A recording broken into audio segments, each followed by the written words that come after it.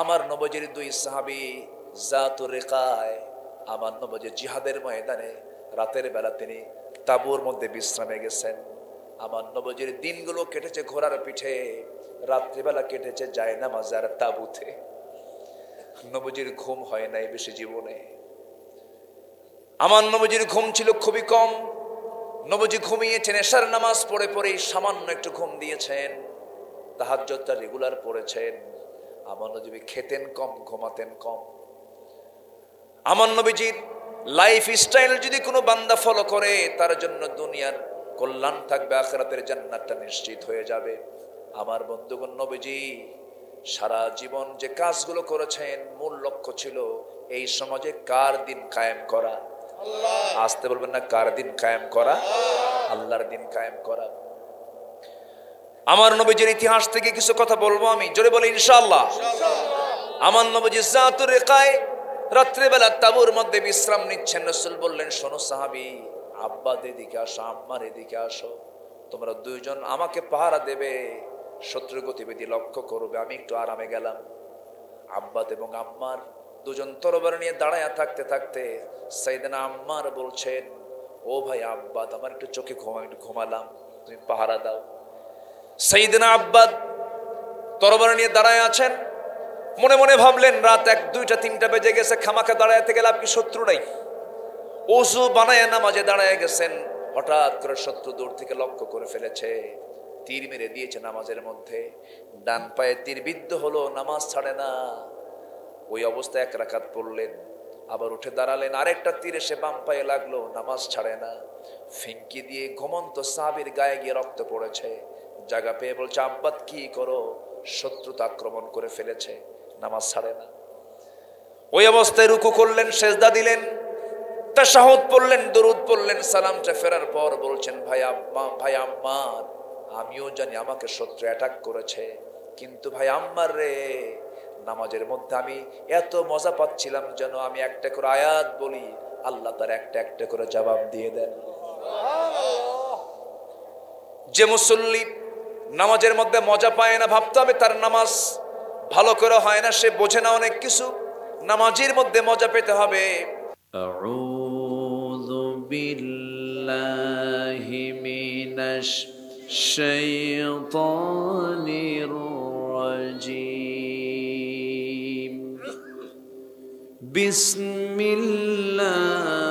বিসমিল্লাহির রাহমানির রাহিম।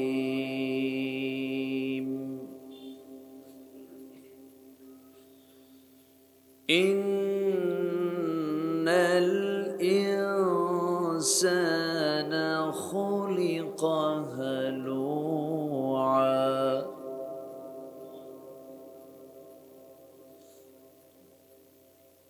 وَإِذَا مَسَّهُ الشَّرُّ جَزُوعًا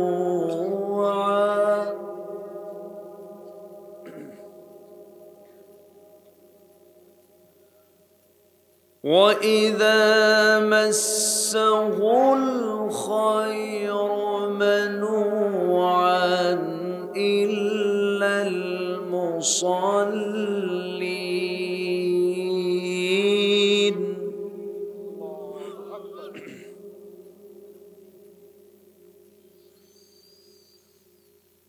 الَّذِينَ هُمْ عَلَى صَلَاتِهِمْ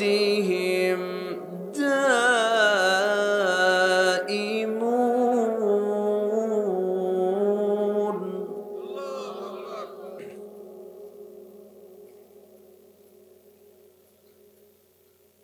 والذين في أموالهم حق معلوم للسائل والمحروم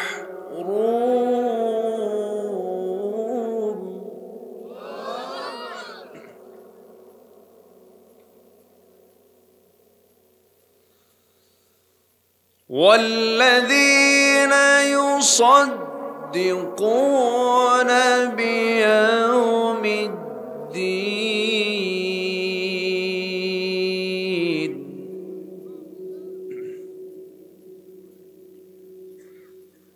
والذين هم من عذاب ربهم مشفقون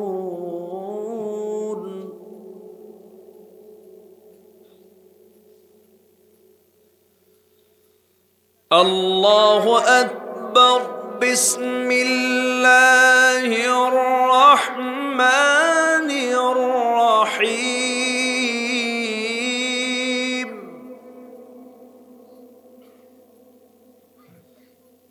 إن الله وملائكته يصلون على النبي يا أيها الذين آمنوا صلوا عليه وسلموا تسليما اللهم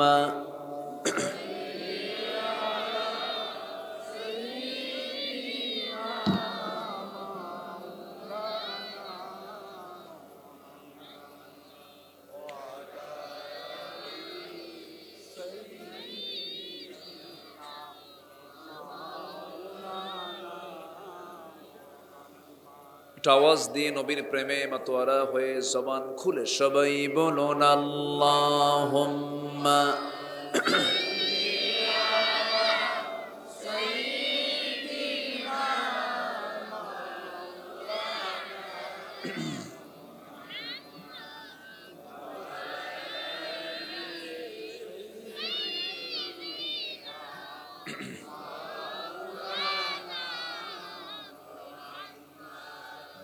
জীবনে কখনো তুমি মিথ্যা বলনি, তাই তো তোমায় পেতে কাঁদে ধরণী, কাঁদে ধরণী। তোমারই মতো নেতা পেতে, তোমারই মতো নেতা পেতে পৃথিবী আকুল। হে রসুল, হে রসুল আল্লাহুম্মা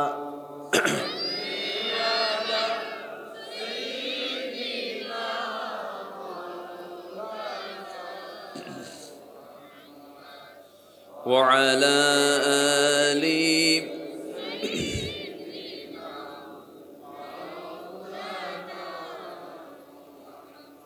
সবাই বলুন বালাগাল উলা বিকামালিহি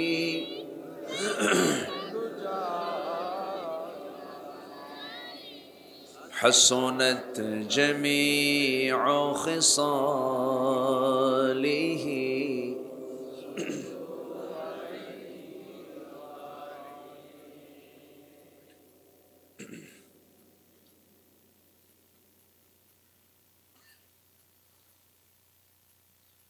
প্রাকৃতিক সৌন্দর্যের অপরূপ লীলাভূমি সিলেট অঞ্চলের সুনামগঞ্জ জেলার শান্তিগঞ্জ দরগা পাশা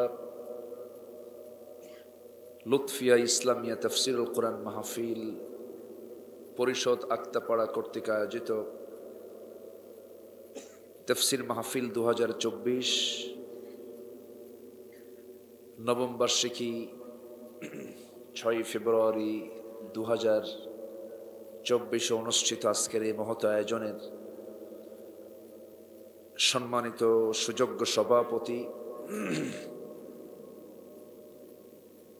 জনাব হাজি আলতাবুর রহমান, হাজি মাস্টার খসরু মিয়া, আজকের মাহফিলের বরেণ্য অতিথিবৃন্দ, মাননীয় চেয়ারম্যান মহোদয়, উপস্থিত হাজারাত উলামায়ে কেরাম, ফদলায়ে ইজম, সুশীল সমাজ,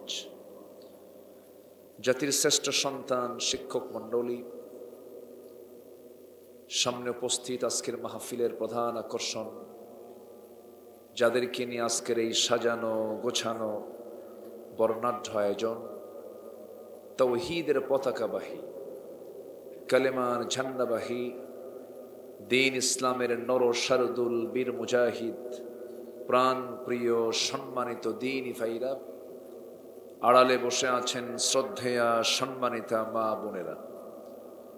আলোচনার সূচনায় আনুষ্ঠানিকতার মধ্য দিয়ে আমার পক্ষ থেকে আবারও দিল খোলা সালাম, আসসালামু আলাইকুম ওয়া রাহমাতুল্লাহি ওয়া বারাকাতুহু।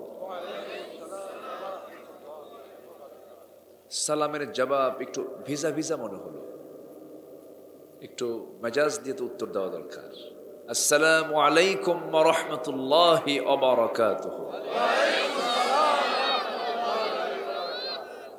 খিতা খবর বালানি।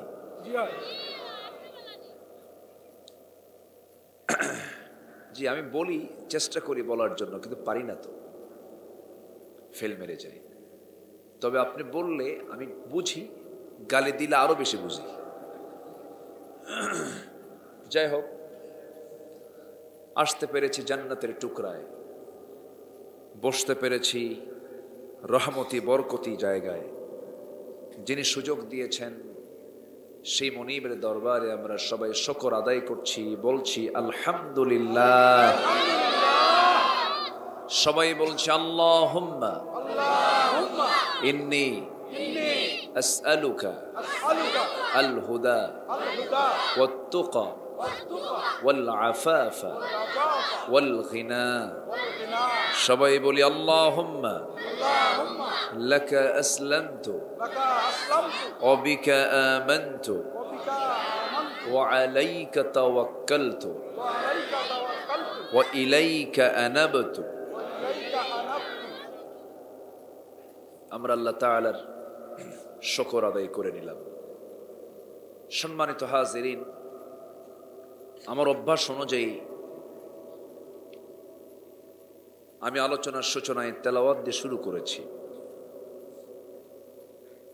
৭০ নম্বর সূরা, সূরাতুল মাআরিজের ১৯ থেকে আমি ২৭ আয়াত পর্যন্ত আমি তেলাওয়াত করেছি। আয়াতগুলোকে সামনে রেখে কিছু কথা বলতে চাচ্ছি। আমাকে সময় দেওয়া যাবে তো? জোরে বলি ইনশাআল্লাহ। মাহফিল শুরু হয়েছে নাহমাদুহু দিয়ে, শেষ হবে কি দিয়া? দোয়া দিয়ে, মোনাজাত দিয়ে। আমরা শেষ পর্যন্ত থাকবো। জোরে বলি ইনশাআল্লাহ। এই বাচ্চাগুলোর মাঝখানে একজন বসে, গুতাগুতি করতেছে ওদের। জি, তোমরা একটু আওয়াজ দিবা কম, নড়াচড়া করবা কম। হ্যাঁ, কেমন? জি। সম্মানিত হাজিরিন, আমার আগে বরেণ্য মেহমান বৃন্দ তারা কথা বলেছেন, অনেক চমকপ্রদ আলোচনা তারা রেখেছেন। আমি শেষ ক্লাসে এসে ভাঙ্গাচূড়া কিছু কথা বলতে চাচ্ছি। আল্লাহ যেন সেই কথাগুলো আমার মুখ থেকে বের করে দেন, যে কথাগুলো মুসলিম উম্মার জন্য, মুসলিম জাতির জন্য এই মুহূর্তে দারুণ প্রয়োজন। এমন কিছু কথা আল্লাহ তাআলা যেন আমার মুখ থেকে বের করে দেন। জোরে বলি আল্লাহুম্মা আমিন। আমরা যে সমাজে বসবাস করছি, এই সমাজের ভিতর অধিকাংশ যারা অমুসলিম না মুসলিম বলুন? এদেশের 90% মুসলিম সমাজ, বাকি 10% হিন্দু সহ, খ্রিস্টান সহ, বৌদ্ধ সহ, এবং আরো কিছু যারা আমাদের তুলনায় তারা সংখ্যালঘু। তাহলে এখন বলুন, এই সমাজটার নাম কি মুসলিম সমাজ না অমুসলিম সমাজ? এটা ঠিক আছে তো, তাই না? যদি এখন বলি আমরা যে সমাজে বসবাস করছি এটা কি ইসলামী সমাজ? ভালো করে বলবেন। এটা মুসলিম সমাজ আমরা বললাম, ঠিক আছে। ইসলামী সমাজের যে বৈশিষ্ট্য, সেই বৈশিষ্ট্য কি আমরা সমাজে দেখতে পাই?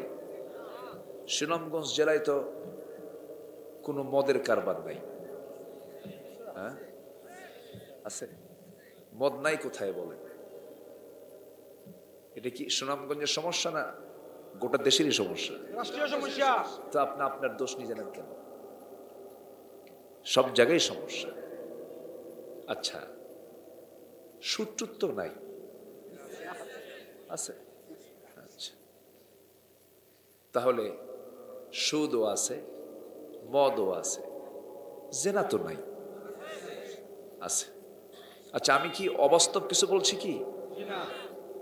তাহলে জেনা আছে, যার বিপরীত হলো বিয়ে। সুদ আছে, যার বিপরীত হলো যাকাত। আচ্ছা, মদ আছে, যার বিপরীত হলো হালাল পানি। ঠিক আছে না? পৃথিবীর কোন ব্যক্তি কি এক ফোঁটা পানি বানাতে পারবে? আসতে বলবেন না, পারবে? পারবে। তাহলে আল্লাহ তাআলা সবকিছুর বিকল্প দিয়েছেন, কিন্তু মানুষ তার বিকল্প আরেকটা বানায় নিছে। যারা বানায় তারা কি বলতে পারে যে এটা ইসলামী কাজ?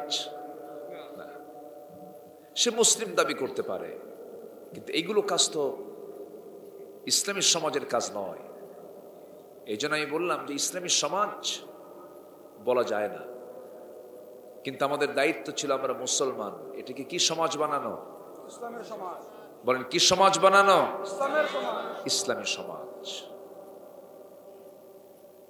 দয়া করে আমার কথাগুলো কেউ নিজের গায়ে নেবেন না। আল্লাহর কসম করে বলি, আমি কোনো কথা কোনো প্ল্যাটফর্মে দাঁড়িয়ে নির্দিষ্ট কাউকে সন্তুষ্ট করে অন্য কাউকে অসন্তুষ্ট করা, এটা আমার বক্তৃতার উদ্দেশ্য নয়। কোরআন যে লাইনে যাবে আমি সেই লাইনে যাব। রাজি আছেন তো সবাই? সবাই রাজি আছে তো ইনশাআল্লাহ? জি ইনশাআল্লাহ। সুনামগঞ্জ তো সুনামের সাথে থাকবেন ইনশাআল্লাহ। এত সুন্দর জেলার নাম বাংলাদেশের আর অন্য কোনো জেলায় নাই। সুনাম, কোনো দুর্নাম টুন্নাম নাই, কিন্তু সুদ আছে। কি আছে? সুদ আছে। একটু কান লাগাতে হবে। আমরা কিন্তু দুনিয়াতে এসেছি ক্ষণিকের প্যাসেঞ্জারের মতো। সুনামগঞ্জের ডাবর মোড় থেকে আপনি সিলেট যাবেন, অথবা আপনি সুনামগঞ্জ যাবেন, বাসে উঠেছেন, বাসে ওঠার আগ দিয়ে 10 মিনিট সময় লেগেছে। এই 10 মিনিটটা আপনি কোথাও দাঁড়াবেন, দাঁড়ানোর জায়গা নাই। কোন একটা ওয়েটিং রুমে আপনি দাঁড়ালেন, স্টপেজের জায়গায় দাঁড়ালেন, সেটা ছোট্ট ঘর। এই ঘরে আপনি 10টা মিনিট যে ওয়েট করতেছেন, এই যে ওয়েটিং রুম, এই ওয়েটিং রুম আপনার 10 মিনিটের জন্য বরাদ্দ। এরপরে বাসে চললেন, বাড়িতে চলে গেলেন। ঠিক তেমনি এই দুনিয়াতে যে আমরা এসেছি, আখিরাতের তুলনায় একটা ওয়েটিং রুমের মতো, ক্ষণিকের বিশ্রামের মতো। আমরা যে কোনো কাজ আমরা করি স্থায়ী চিন্তা মাথায় নিয়া।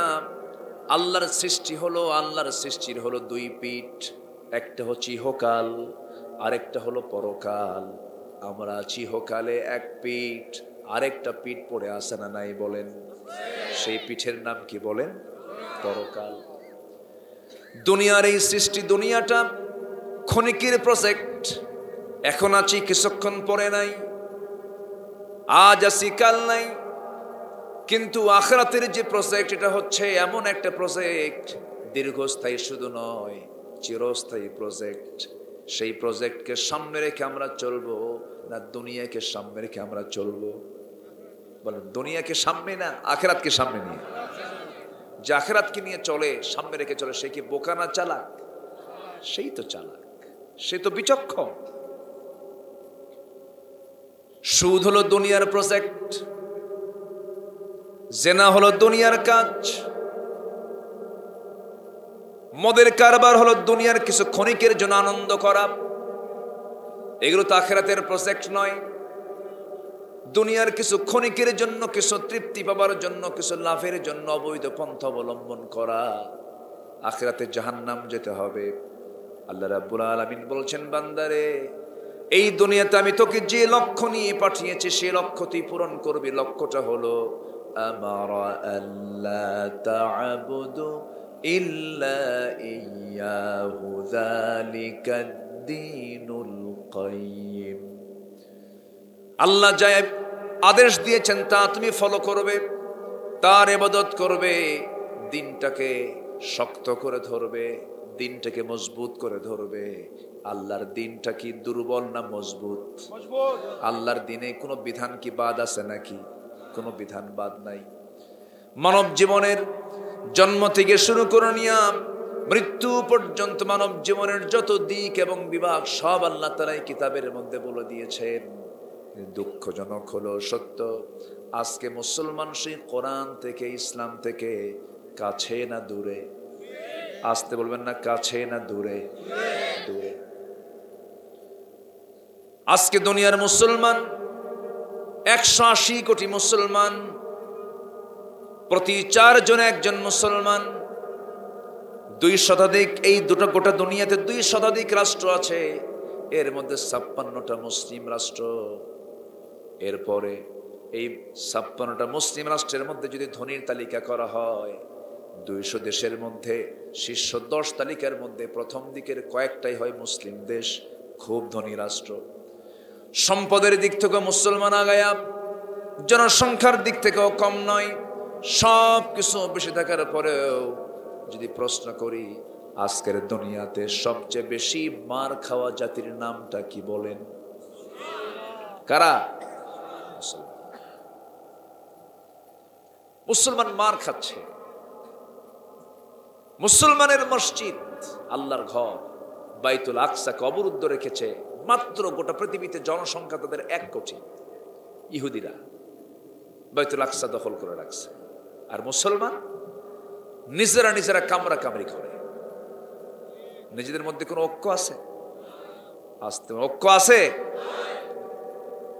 কামড়া কামড়ি। আজকে 56টি মুসলিম রাষ্ট্র শুধু নয়, এর মধ্যে শুধু যদি মোটামুটি 5টা রাষ্ট্র যদি একমত হতো, সমস্ত তাগুতি শক্তি মাথা নত করতো মুসলমানদের খাতে। কিন্তু আজকে মুসলমান তো এক নাই। এই যে ক্রাইসিস, আমি যতটুকু ভাঙ্গাচোরা গবেষণা করেছি, এর 1 নম্বর কারণ হলো মুসলমানদের মাঝে সৎ নেতৃত্বের চরম সংকট। নাম্বার 2, মুসলমানদের যে চরিত্র হওয়ার কথা ছিল, যে কাঙ্ক্ষিত মানের, সেই চরিত্রটা আজকে মুসলমানদের মাঝে নাই। বলেন তো, আমার দেশে মানুষ বেশি না চোর বেশি? ভালো করে মানুষ বেশি কই? আমার দেশে নামাজি বেশি না বেনামাজি বেশি? যে নামাজ না পড়ে সে কি ছোটখাটো চোর? হ্যাঁ, বড় চোর, আল্লাহকে ফাঁকি দেয়। আমার দেশের মানুষ নামাজ পড়ে না, বিড়ি খায়। আবার বিড়ি খাওয়ার জন্য বলে, হুজুর বিড়ি খাওয়া কি জায়েজ আছে? মাহফিল এসে বল, মানে উনি চেষ্টায় আছেন যে জায়েজ করা যায় কেন। আমার দেশের মানুষ মুসলমান, মুখে দাড়ি নাই, নামাজ পড়ে না, বিড়ি খায়, দাড়ি নাই। যে কোরআন সহি করে না পড়লে নামাজি হয় না, সে কোরআনটাও পড়তে পারে না ম্যাক্সিমাম। আমি কি ভুল বলছি? অথচ নিরক্ষর মুক্ত জেলা, নিরক্ষর মুক্ত থানা, কত কি লেখা হচ্ছে, অথচ কোরআনটা পড়তে পারে না। কেন জানেন? এর মূল কারণ হলো কোরআন শিক্ষা যে সবার জন্য ফরজ জরুরি, এই জাতীয় গুরুত্ব জাতীয়ভাবে নাই। আসতে কোন কেন? তাই যদি থাকতো প্রত্যেক বিসিএস ক্যাডার ইমামতি করার যোগ্যতা রাখত, ঠিক কিনা? ভাইভা বোর্ডে বলা হতো, ভাইভা বোর্ডে তুই যদি মুসলমান হস, কোরআনের যে কোনো একটা পৃষ্ঠা থেকে তেলাওয়াত শোনাতে হবে, সব ঠিক হয়ে যেত। কিন্তু এগুলো করবে কখন? এখন শুরু করছে কি জানেন? পুরুষও হব না, মহিলাও হব না, ট্রান্সজেন্ডার। কিছু করবে না, ও বিয়েও করবে না, বিয়ে বসবেও না, বাচ্চা কাচ্চা দরকার নাই। তো অতএব যারা ট্রান্সজেন্ডার হতে চায়, ওদেরকে সবগুলো জমা করে কোনো একটা দ্বীপের মধ্যে রাখা দরকার। ওখানে খা, ওখানে পড়ে মর, তোদের বাচ্চা কাচ্চা নাই তো। এগুলো সিলেবাসে ঢুকায় কোন উল্লুক ভাল্লুক আল্লাহ জানে। সমকামী থেকে প্রমোট করা হচ্ছে, পুরুষে পুরুষে বিয়া, নারীতে নারীতে আকৃষ্ট হওয়া। আজ থেকে 5000 বছরের আগের নিকৃষ্ট ইতিহাসের পুনরাবৃত্তি আবার ঘটাচ্ছে। আমেরিকা, ইউরোপ সহ অনেক দেশে এই হোমোসেক্সকে, সেম সেক্সকে প্রমোট করা হচ্ছে। অথচ এদের মধ্যে ভালো আছে। এই যে ব্রিটেনের যে প্রধানমন্ত্রী ঋষি সুনাক, যে ভারতীয় বংশোদ্ভূত অন্য ধর্মের, সে তার একটা স্টেটমেন্ট উনি দিয়েছেন। উনি বলেছেন, a man is a man, A women is a women, that's just a common sense. একটা পুরুষ একটা পুরুষ, একটা নারী একটা নারী, এটা বোঝার জন্য বুদ্ধিজীবী হওয়া লাগে না, এটা কমন সেন্সই যথেষ্ট। আজকে এই জাতীয় সমকামিতা কোন প্রাণীর ভিতরে পাবেন না, এমনকি ইভেন কুত্তার মধ্যেও নাই, শুয়োরের মধ্যেও নাই। মানুষ এখন শুকুর কুকুরকে হার মানিয়ে দিয়েছে। আজকে কোথায়? সম্মানিত ভাইয়েরা, ক্লাস 10-এর সামাজিক বিজ্ঞান বইয়ের ভিতরে ইসরায়েলের মানচিত্র দেখানো হচ্ছে, অথচ ফিলিস্তিনের কোনো মানচিত্র সেখানে নাই। বন্ধু কি ইসরায়েল না ফিলিস্তিন? আমার ভাই কারা? ইসরায়েল কি বৈধ না অবৈধ? অবৈধ মানচিত্র আমার দেশের সিলেবাসে কেন? কোথায় যাবেন আপনি? সর্বাঙ্গে ব্যথা, ওষুধ দেব কোথা? এই কথা এখানে আছে কিনা জানি না, বাংলা তো হয়তো একটু ওই একটু টানটুনে কম হয়, কম বেশি হয়, কিন্তু মূল তো একই আছে। আলহামদুলিল্লাহ, খুব সুন্দর ভাষা আপনাদের, ভাষার মধ্যে একটা মজা আছে আপনাদের, আলহামদুলিল্লাহ। সম্মানিত ভাইয়েরা, আজকে আমরা সেই দুনিয়া বসবাস করছি যে সময় দুনিয়ায় বৈধ ব্যবসা বেশি না অবৈধ ব্যবসা বেশি? মদের লাইসেন্স নিতে গেলে ছবিও লাগে না, জানেন? মানে ছবি দিলে কেমন হয়, ছবি ছাড়াই লাইসেন্স দিয়ে দেয়। মদের কারবার বিশ্ববাজারে প্রতি বছর মদ বিক্রি হয় $1600 বিলিয়ন। পতিতাবৃত্তি, পতিতার বিজনেস হয় বছরে $400 বিলিয়ন। কম্পিউটার গেমস, ওই যে ফ্রি ফায়ার, পাবজি, দেখছেন? ছোটরা আবার হাসে, আবার দেখে, বোঝে কিন্তু ওরা সব খুব পাকা। তো এখন তো মোবাইল ডিভাইস 1 বছরের বাচ্চাও খোলে, সব দেখে। খুব সাবধান, এগুলো খুব সতর্ক থাকতে হবে। এই কম্পিউটার গেমসে $54 বিলিয়ন বিশ্ববাজার হয়, বিশ্ব বাণিজ্য হয়। এই সব মিলে জুয়া, মদ, পতিতা, অবৈধ অস্ত্র, এগুলো সব মিলে বছরে $2685 বিলিয়ন এই সমস্ত অবৈধ খাতে কেনা বেচা হয়, বিক্রি হয়। তাহলে যারা এগুলো করে, আমার দেশে এগুলো করার লোক নাই তো? ক্যাসিনো সম্রাট আছে না? আমার দেশে মদ জুয়ার কারবার করার লোক আছে না নাই? আচ্ছা বলেন তো, এরা কি কখনো চাবে ইসলাম আসুক? কিন্তু ওর নাম কিন্তু মুজাহিদুল ইসলাম, দাদার নাম শরীফুল ইসলাম। হ্যাঁ, আছে না নাই? আল্লাহ তাআলা মদকে হারাম করে দিয়েছেন। কেন হারাম করে দিয়েছেন? ওর মধ্যে কোনো আরাম নাই, সুখ নাই, শান্তি নাই, এই জন্য হারাম করে দিয়েছেন। একটা মানুষ বিড়ি খাবে, বিড়ি খাওয়ার চিহ্ন তার ঠোঁটে আসবে বিড়িখোর। মদ খাবে, মদের চিহ্ন চোখে আসবে মদখোর। পাপ করবে বান্দা, পাপ তাকে ঘেরাও করে ফেলবে। জেনা করবে, এইচআইভি চলে আসবে, গনোরিয়া সিফিলিস চলে আসবে, অসুখ তার মধ্যে জেগে বসবে। গুনাহ আছে যেখানে, পাপ আছে সেখানে। গুনাহ আছে যেখানে, রোগ আছে সেখানে। গুনাহ করব, সঙ্গে সঙ্গে রোগ হয়ে যাবি। অসুস্থ দুনিয়া, আজকে দুনিয়ার কোথাও সুস্থ মানুষ নাই। যে স্বপ্নের দেশ আমরা আমেরিকা বলি, গোটা দুনিয়াতে সবচাইতে বেশি মানসিক রোগী পাগলার দেশ হলো আমেরিকা। সব সাইকোলজিক্যাল ডিজিজ আক্রান্ত তারা। শান্তি নাই। কেন? যে মদ খায়। মদ খায় নাকি ফ্রি হওয়ার জন্য, একটু ফ্রেশ হই। সারা সপ্তাহ ওই করে, অফিস টফিস কইরা 3 দিন খাইয়া শীত হয়ে পড়ে থাকে 3 রাত। মদ, মদকে হারাম কে করে দিয়েছেন? মদ খেলে তাল না মাতাল? তাল না মাতাল? এক মদরু মদ খাইয়া রাত 3টার দিকে দরজার কাছে গেছে বাড়িতে। দরজা ডাক দিয়ে বলে, বউ দরজা খুলো। বউ তো বুঝতেছে লোডেড খাইছে, কারণ বউ তো বোঝে যে আমার স্বামী কত নাম্বার লুচ্চা। সার্টিফিকেট দেবে হলো বউ। জনগণের সার্টিফিকেট আল্লাহ তাআলা অ্যাকসেপ্ট করবেন না। বউ যদি বলে স্বামী আমার ভালো, আল্লাহ বলবেন বান্দা আমার ভালো। ঠিক আছে না? আমরা নিজেদের কাছে ভালো থাকবো, জোরে বলি ইনশাআল্লাহ। স্ত্রীর ব্যাপারে যদি স্বামী বলে আমার বউটা ভালো, আল্লাহ বলবেন ওই বান্দি আমার ভালো।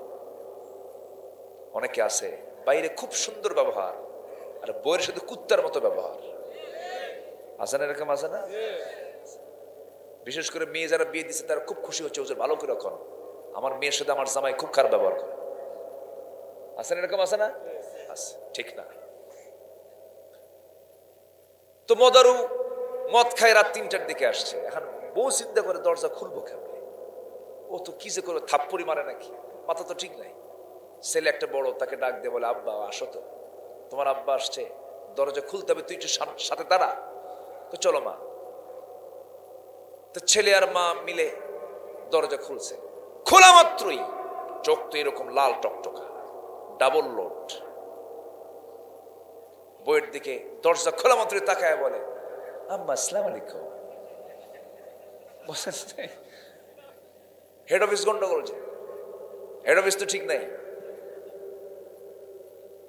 বউ কয়, হাই রে আমার পোড়া কপাল, তোমার এটা সাজলো, তোমার কি একটু হুঁশ হলো না? পাশে একটা যুবক ছেলে দাঁড়ানো, কারে কি বলে ডাকো তুমি? ছেলের দিকে তাকায় একটা মুস্কি হাসি মেরে কয়, দুলা ভাই আসসালামু আলাইকুম। এটাই তো হয়, এগুলোই তো হয়। আমার রাসূল বলেছেন, মদ হলো সমস্ত পাপের মা। আমার দেশের চুয়াডাঙ্গার দর্শনায় মদের ফ্যাক্টরি আছে। আমার দেশে মদের ফ্যাক্টরি। গত বছর বেশ কিছু টাকা, কয়েক কোটি টাকা ইনকাম হয়েছে মদ বিক্রি করে। আলহামদুলিল্লাহ। হ্যাঁ, কি কয় নাউজুবিল্লাহ কইছেন? আচ্ছা, তাহলে আমরা মদও বিক্রি করি, মদ ফ্যাক্টরি বানাই।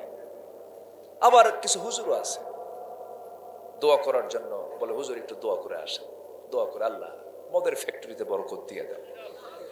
আছে বিচিত্র দেশ আমার। সিনেমা হল উদ্বোধন হবে, হুজুরকে দাওয়াত দেয়, বলে আল্লাহ এই সিনেমার কাস্টমার বাড়ায়। বুঝতেছেন কি আপনারা কথাগুলো? আছে না নাই? আমি কি অবাস্তব কিছু বলতেছি? আমার কোথায় আছে? মদ হলো সমস্ত পাপের মা। মদ আছে যেখানে, জেনা আছে সেখানে, জেনা আছে যেখানে, খুন আছে সেখানে। একটার সঙ্গে আরেকটার চেইন লেগে থাকে, এর মধ্যে একটা জোড়া থেকে যায়। আগের আইয়ামে জাহালিয়াতের যুগের মানুষগুলো 3 ডাবলনে ব্যস্ত থাকতো, war, women and wine. War মানে যুদ্ধ, ওয়াইন মদ, ওমেন মানে নারী, তিনটাতেই তারা আসক্ত ছিল, সবচেয়ে ডুবে থাকতো। আজকের দুনিয়াতে এগুলো আছে না নাই বলেন? আমার রাসূল বলেছেন সমস্ত পাপের মা হলো আল খামরু উম্মুল খাবাইস, মদ হলো সমস্ত পাপের মা। একটু উদাহরণ দিলে স্পষ্ট হয়ে যাবে। কোন এক আল্লাহওয়ালার বসবাস ছিল একটা নগরে। ওই নগরে একজন বসবাস করত, একজন পতিতা নারী। হাজারো মানুষের যৌবন নষ্ট করে দিয়েছে, চরিত্র নষ্ট করে দিয়েছে এই নারী। মনে করলো সবার জীবন, অনেকের জীবন নষ্ট করলাম, দেখি আল্লাহর ওলির কি একটু টার্গেট নেই। টার্গেট নিয়ে ফুসলা একদিন তাকে বেকায়দায় ফেলে দিয়েছে। বেকায়দায় ফেলে দিয়ে সামনে বলছে, শোনো আল্লাহওয়ালা, আমি হলাম অমুক নারী, তুমি আমার নিয়ন্ত্রণে চলে এসেছো, আমি তোমাকে তিনটা পথ দেখিয়ে দিলাম। এই তিনটা পথের যে কোনো একটা পথ তোমাকে মেনে নিতে হবে, নচেত চিল্লান দেব, সম্মান শেষ হয়ে যাবে, নগরবাসী জেনে যাবে তুমি খারাপ মানুষ। তিনটা কাজের এক নাম্বার কাজ হলো, এই যে মদের বোতল তোমার সামনে দিলাম, এক ঢোক অন্তত খাও, তোমাকে ছেড়ে দেব। নচেত এটা যদি না খাও আমার সঙ্গে জেনা করো, জেনা যদি না করো ওই যে ছোট্ট একটা বাচ্চা আছে তারে খুন করো। তিনটা হালাল না হারাম? হারাম। বেচারি পড়ে গেছে মুসিবতে, খুন তো করাই যাবে না। জেনা করলে ঈমান থাকে না। মদের বোতলের দিকে তাকায় ভাবতেছে অন্তত বাঁচার জন্য একটা ঢোক মারি। ঢোক একটা মারছে। যে জীবনে কাঁচা সুপারি খায় নাই, প্রথম দিন খাইলে পরে কি হতে পারে কম, মাথা ঘুরে যায়। এক ঢোক মারছে, মাতাল হয়ে গেছে। জেনা হলো, খুনও হলো, জেনাও হলো, খুনও হলো। মাথা ঠিক না থাকলে সব হয়ে যায়। আমার বন্ধুগণ, তাহলে আপনি ইসলামী সমাজ যদি গড়তে চান, অনিসলামী কাজগুলোর সমাজ থেকে আগে দূর করার চিন্তা মাথায় নিতে হবে। কেমন করে দূর করা যায় সেজন্য চেষ্টা করতে হবে। বিড়াল পড়েছে কূপের ভিতরে, পড়ে মারা গেছে বিড়াল, সেই বিড়ালটা আগে তুলবেন না পানি আগে তুলবেন? আগে কি তুলতে হবে বলেন? বিড়াল তুলতে হবে। মরা বিড়াল তোলার পরে 100 বালতি, 200 বালতি, 300 বালতি পানি তুললেন, কোনো সমস্যা নাই। কিন্তু আপনি মরা বিড়াল থুইয়া যদি কূপের পানি যদি শুকাও ফেলে দেন, তাও কোনো কাম হবে না। আজকের সমাজে জেনা, আজকের সমাজে বেশ্যাবৃত্তির লাইসেন্স, সুদের লাইসেন্স, মদের কারবার সব কিছু আছে। আর বছরে বছরে যখন রমজান চলে আসে, মদের ব্যবসায়ী কয়, হুজুর আপনি আমার সঙ্গে একটু উমরায় যাবেন, গোটা রমজান থাকবো, গুনাহ যেন একটাও গায়ে না থাকে। আছে না, এরকম আছে না? গুনাহ যেন গায়ে না থাকে। হুজুর চলেন আপনার আসা যাওয়া ফ্রি, আসা যাওয়া ফ্রি।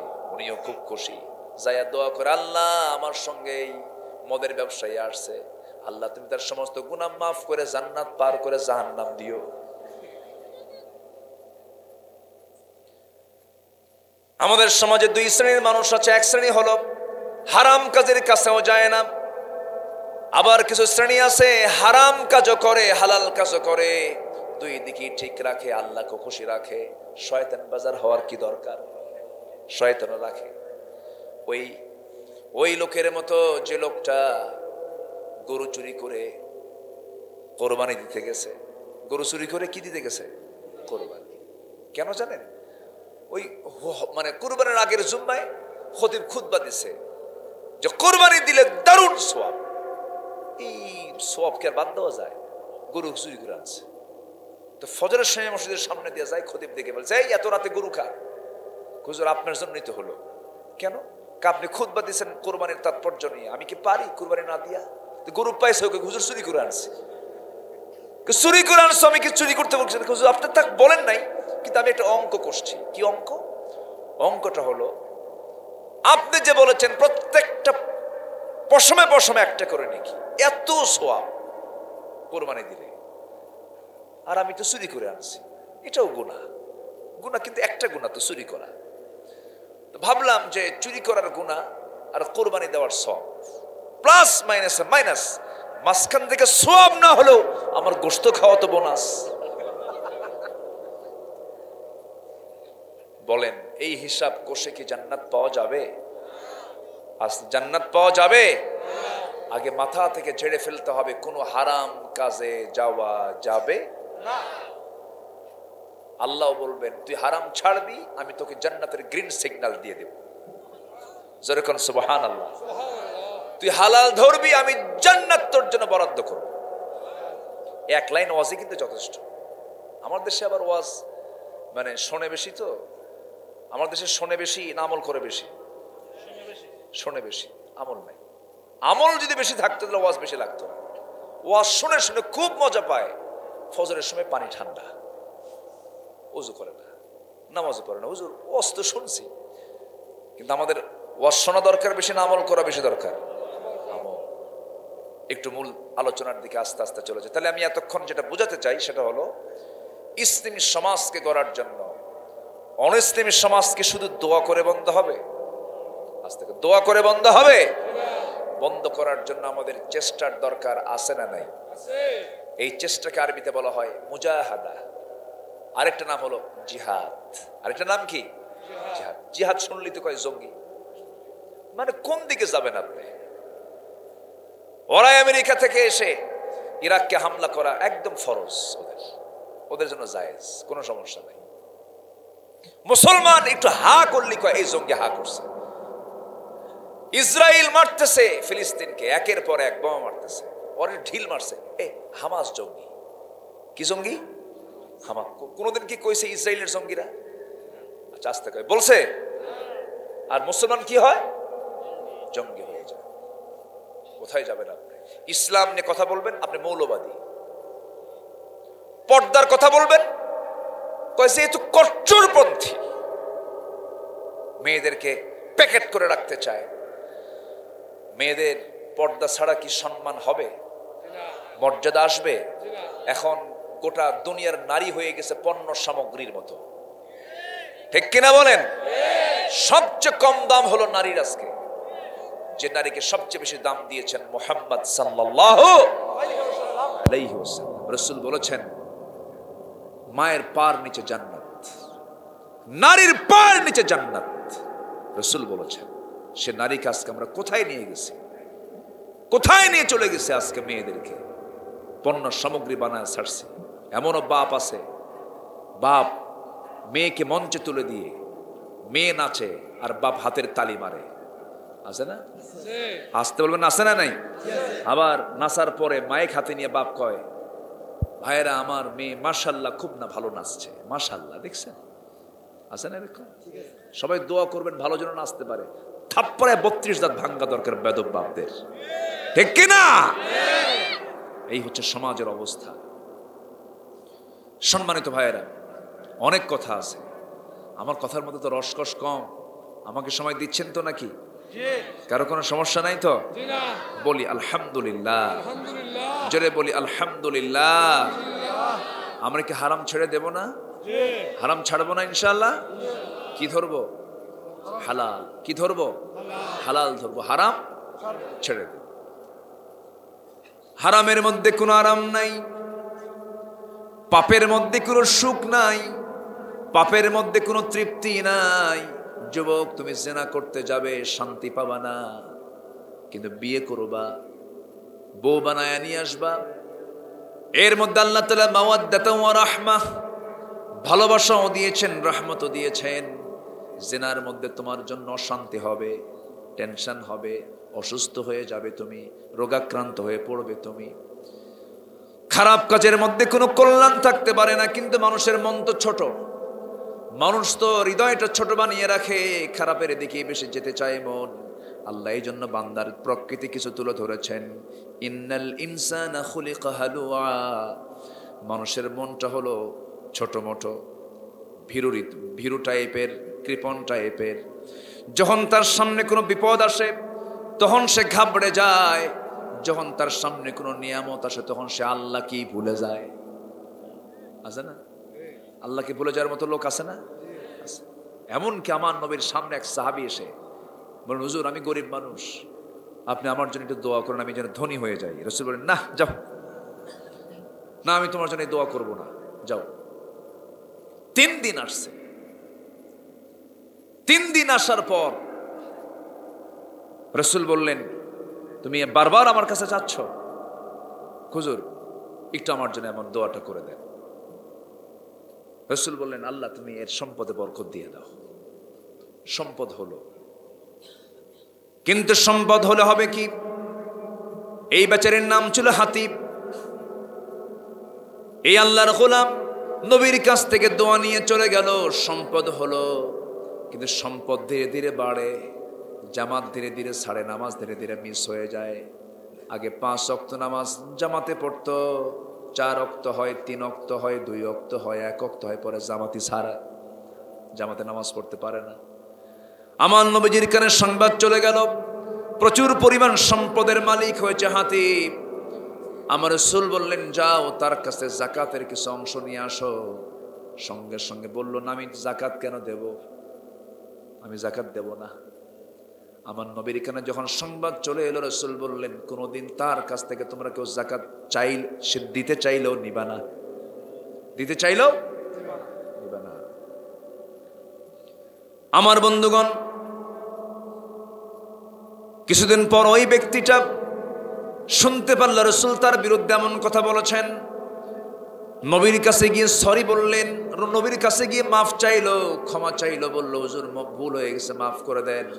রাসূল বললেন, আমি তোমার কাছ থেকে কোনোদিন কোনো দান সাদগা নেব না, যাও। নবীর জীবদ্দশায় রাসূল তার কাছ থেকে কোনোদিন কিছু নেন নাই, সাইয়েদনা আবু বকর আমলেও নেন নাই, সাইয়েদনা ওমর ফারুক নেন নাই।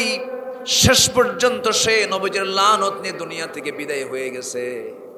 আমার বন্ধুগণ, সম্পদ হওয়া ভালো, কিন্তু যে সম্পদের মধ্য দিয়ে বান্দা আল্লাহকে ভুলে যায়, সেই সম্পদ কোন বান্দার জন্য কল্যাণ হতে পারে হতে পারে আবার সম্পদ হতেও কিন্তু বাধা নাই। চোরের সম্পদ হওয়া দরকার না, ভালো মানুষের সম্পদ হওয়া দরকার। আমার দেশে বেশি সম্পদ কাদের? আমি কিন্তু কই নাই, তাই তো আমার দেশের কোন কৃষক কি দেশকে পিছিয়ে দিয়েছে বলেন তো?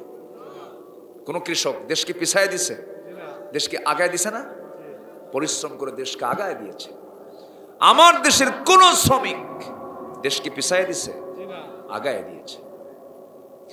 আমার দেশের কোন প্রবাসী, সুনামগঞ্জের বহু প্রবাসী আছে কিন্তু বাইরে থাকে, আমরা যাই তো বাইরে দেখি, এই যে প্রবাস জীবনে গিয়ে পাখির মতো ঝুলে ঝুলে বিল্ডিং এ কাজ করে, রক্তকে পানি বানায় ফেলে, বউ দেখে না, বাচ্চা দেখে না, বাপ দেখে না, মা দেখে না, যুগ যুগ ধরে কাটিয়ে দিয়ে প্রবাস জীবন থেকে রেমিটেন্স গুলো পাঠায়, টাকাগুলো পাঠায়। এত কষ্ট করে শ্রমিক, প্রবাসী, কৃষকরা অশিক্ষিত, এরা দেশকে আগায় দিল, দেশকে পিছায় দিল কারা? অশিক্ষিত না শিক্ষিত? কোন শিক্ষিত জানেন? যারা শিক্ষিত নামের কলঙ্ক, যারা কোরআনের সমাজ যারা চায় না, যারা কোরআন চায় না। সম্মানিত ভাইয়েরা, বুকটা দুঃখে ফেটে যায়। কোরআন মানলে যে কত শান্তি, কোরআন ফলো করলে যে কি শান্তি, এটা যদি মানুষ বুঝতো, এটা যদি মানুষ জানতো, তাহলে আল্লাহ তাআলার খাস রহমতে ধন্য হতো জনপদ। কিন্তু কই, কোনো ফিলিংস নাই, কোনো অনুভূতি নাই, এত পাপ কাজ চলছে, আমরা কোনো কথাও বলি না, অন্যের বিরুদ্ধে কিছু বলিও না। আমি কি ভুল বলছি? আমি কি ভুল বলছি? আসুন আমরা আমাদের হৃদয়কে প্রশস্ত করি। কার ভয়ে? আসতে বলবেন না, কার ভয়ে? আল্লাহ বলছেন, ওই সমস্ত মানুষগুলো কৃপণ নয়, ওই সমস্ত মানুষগুলো ভীরু নয়, ওই সমস্ত মানুষগুলো অকৃতজ্ঞ নয়, যাদের মধ্যে 9টা গুণ থাকবে। যাদের মধ্যে কয়টা গুণ থাকবে? 9টা গুণ। সূরাতুল মাআরিজের আমি এর মধ্যে থেকেই আমি 8-9টা আয়াত তেলাওয়াত করেছি। 18 নম্বর আয়াত থেকে শুরু, 19 নম্বর আয়াত থেকে শুরু করেছি। যদি আমাকে সময় দেন কথা বলি নাকি? কোন আপত্তি নাই তো? জি। কতক্ষণ থাকবেন আপনারা বলেন? সারা রাত? এখানে কি সারা রাত থাকে এরকম? সারা রাত? ঠিক আছে, আপনারা থাকেন, আমি যাই। আমি সহ। দেখা যাক আপনি কতক্ষণ থাকেন। আমি খুব আনন্দিত, এত সুন্দর প্রাণবন্ত করে আপনারা কথাগুলো শোনেন, মনোযোগ দিয়ে শোনেন, পিনপতন নীরব হয়ে। এটা আমার জন্য মেমোরি হয়ে থাকবে। খুবই সুন্দর আপনারা। বলি আলহামদুলিল্লাহ। আলহামদুলিল্লাহ। জায়গা একটু ছোট হয়ে গেছে মনে হয়। ও যে অনেকে দাঁড়ায় আছে, অনেকে দাঁড়ায় আছে, জায়গা নাই তো, একটু ছোট হয়ে গেছে, আর একটু বড় করলে ভালো হতো। যাক, যা হয়েছে বলি আলহামদুলিল্লাহ। আলহামদুলিল্লাহ। আগামীতে বড় হবে না ইনশাআল্লাহ। জোরে বলি ইনশাআল্লাহ। সম্মানিত ভাইয়েরা, 9টা গুণ আমরা শিখে যাব। এই 9টা গুণ যদি কোনো বান্দা অর্জন করে, আল্লাহ নিজ হাতে তাকে জান্নাতের চাবি বুঝায় দিবেন। সুবহানাল্লাহ। কে বুঝায় দিবেন? আল্লাহ দিলে কি আর কোনো টেনশন আছে? তাহলে জান্নাতের চাবিটা আমরা বুঝাই নেব আজকে ইনশাআল্লাহ, আমল না করে। বলেন আমল কি না করে? না করে। আমলের নিয়ত আমরা শুনবো। জোরে বলি ইনশাআল্লাহ। আমার বন্ধুগণ, নাম্বার 1 গুণ হলো ওই সমস্ত বান্দাগুলো কৃপণ নয়, ওই সমস্ত বান্দাগুলো কৃতজ্ঞ নয়। আল্লাহ রাব্বুল আলামিন বলছেন, ওয়া ইযা মাসসাহুল খায়রু মানুআন ইল্লাল মুসাল্লিন। নাম্বার 1 গুণ হলো যারা নামাজি। যারা কি বলেন? নামাজি। আমার বন্ধুগণ, আমার দেশে নামাজি বেশি না বেনামাজি বেশি? ভালো হব কেমনে আমরা? বেনামাজি হয়ে তো ভালো হওয়া যায় না। কোরআন শরীফ তেলাওয়াত করতে পারে না, এমনকি পার্লামেন্টেও তেলাওয়াত করার মানুষ নাই। সহি করে কোরআন তেলাওয়াত করবে, একদিন পার্লামেন্টে কারি সাহেব নাই, স্পিকার মহোদয় এমপিকে বলেন তেলাওয়াত করেন, কেল হে আল্লাহ হেদ। শয়তান কয় তোর আমার তেলাওয়াত ভালো আছে, কিন্তু গান গাইছে 15 বছর একজন শিল্পী, এবার আর চান্স নাই, পছন্দ করে নাই। তুই ফাটা, এখন সংসদে না, তুই অন্য জায়গায় ফাটা।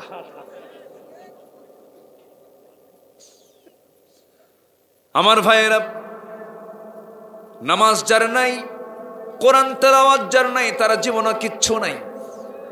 আজকে আমরা সিদ্ধান্ত নেব, মুরব্বী বাবাজি যারা আছেন তারাও শোনেন, কোরআন আপনাকে এই বয়সও শিখতে হবে।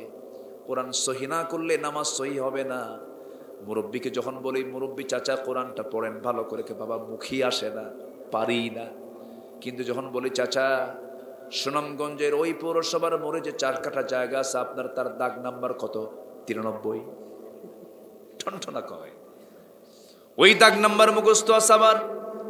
সুনামগঞ্জের জসকোটের বারান্দায় সপ্তাহে 2 দিন যায়। ও চাচা, কোটের বারান্দায় আপনি কেন? এই বুড়া বয়সে বাবা 50 বিঘা জমির মামলা আছে, উকিল মাঝে মাঝে বোঝে না, ওরে বুদ্ধি দিয়া যায়।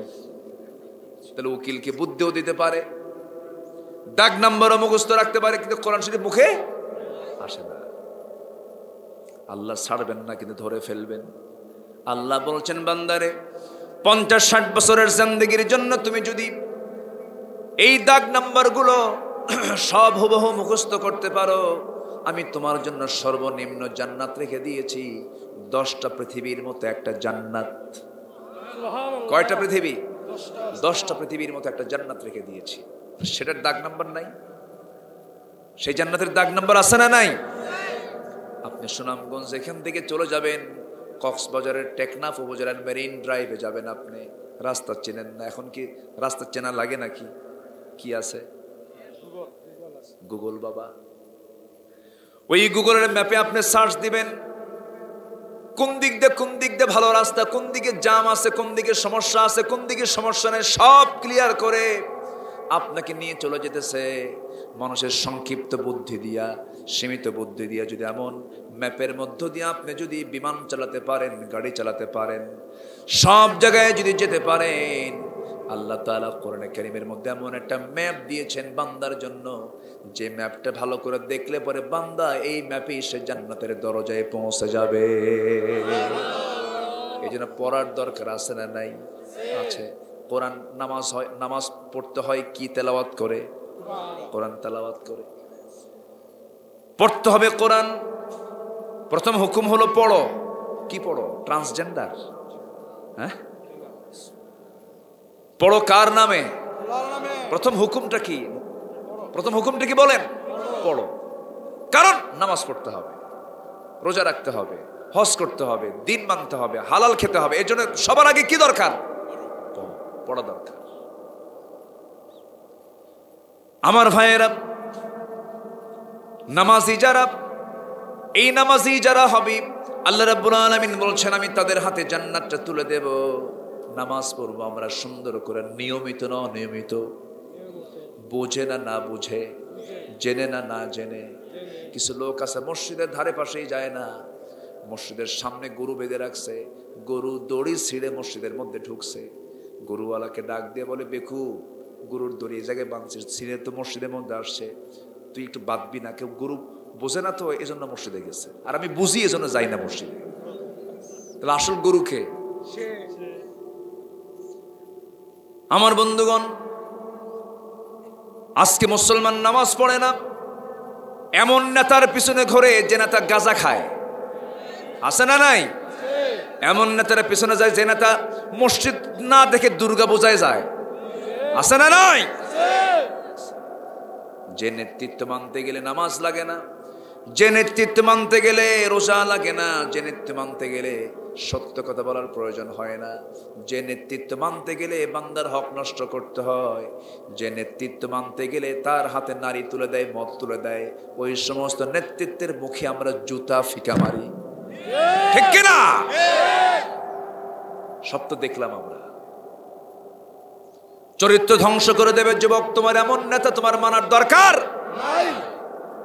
কোনো মানবা না, এগুলো কাছেও যাবে না, ওরা তোমার জন্য ক্যান্সার, তোমাকে জাহান্নামের দিকে নিয়ে যাবে, কোনো দরকার নাই।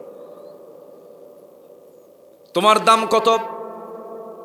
তুমি যুবক, তোমার রক্তের দাম আল্লাহর কাছে এত বেশি, তোমার ঘামের দাম আল্লাহর কাছে এত বেশি, তোমার সেজদা আল্লাহর কাছে এত দামি।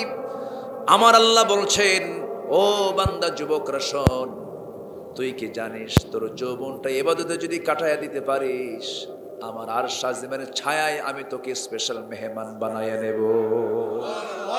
এই অফার কে দিয়েছেন? কাকে দিয়েছেন? যুবককে। কাকে দিয়েছেন? যুবককে।